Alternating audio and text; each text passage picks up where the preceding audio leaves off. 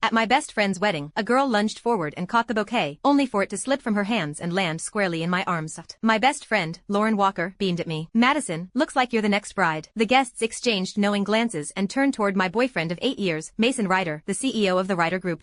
But he calmly plucked the bouquet from my hands and casually passed it to the girl standing beside me, his secretary, Natalie Carter. She caught it first. He ruffled my hair, his voice gentle. Be good. Give it back to Natalie for now. We'll wait for the next time. The spotlight, and the guests' attention, shifted with the bouquet, settling on Natalie. I looked at her startled yet shy expression, then rested a hand on my stomach and forced a bitter smile. Mason didn't know there wouldn't be a next time. Our 8-year promise had already come to an end, and we still hadn't taken the step into marriage. And I had already promised my parents, who were royalty, that next week I would leave and return to Montelvia to inherit the family legacy. Chapter 1. The moment Natalie Carter ended up with the bouquet, my best friend Lauren Walker's smile vanished. She was even angrier than I was. Leaning close to my ear, she whispered through gritted teeth that Natalie did it on purpose. Before the wedding, I specifically told everyone the bouquet was meant for you. I gently interrupted her. Lauren, today is your big day. Little things like this don't matter. But you've waited 8 years just to marry Mason, she said anxiously, and now you're carrying his child. If you still don't have the wedding soon, it's okay. I turned my head calmly and looked toward Mason Ryder. Natalie, holding the bouquet, was sitting right beside him. The distance between them was far closer than what a secretary should reasonably keep. Most of the guests were friends who knew both Mason and me well. Their eyes drifted toward me, curious, sympathetic. Lauren grew even more upset and squeezed my hand tightly. Madison, I looked into Natalie earlier. She's a calculating gold digger who specializes in seducing rich men. She's been trying to get close to your boyfriend for months. You need to be careful. Lauren, you're the most beautiful bride today. Don't worry about me. I squeezed her hand back and gave her a faint smile. Besides, I'm not planning to marry Mason anymore. I haven't even told him I'm pregnant. My words were so shocking that Lauren's eyes widened as she stared at me in disbelief. After a long silence, she finally remembered that the wedding ceremony still had to continue. When the wedding ended, Lauren hugged me tightly. Madison, if you need any help, just tell me. I support whatever decision you make. What decision? After she left, Mason walked toward me, calm as ever. What were you two talking about just now? Out of habit, he reached out and draped an arm over my shoulders. I shifted slightly to the side and avoided the gesture of nothing. He didn't seem to mind my reaction. With a soft laugh, he said, are you angry? Natalie caught that bouquet first. After all, she's a young girl, of course. She dreams about weddings. Catching the bouquet was just her way of borrowing a little luck. Didn't we agree we'd wait for the next time? He leaned closer, stroking my hair as he patiently tried to soothe me.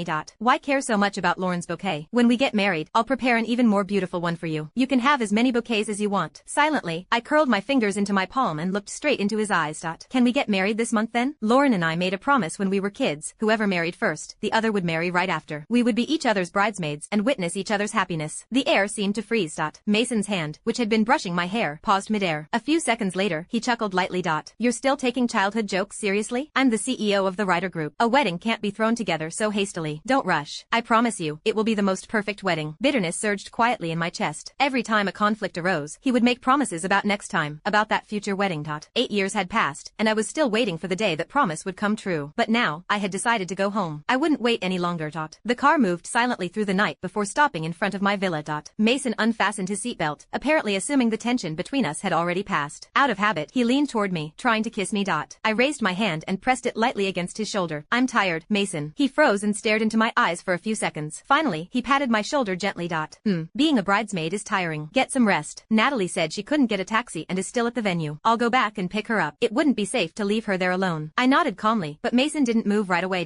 He seemed to be waiting for me to respond the way I usually did, telling him to drive safely, or complaining that he was leaving me home alone so late at night. But instead, I simply opened the car door and stepped out. Watching the car drive away into the distance, I wiped the tears that stung my eyes and dialed my parents in Montelvia.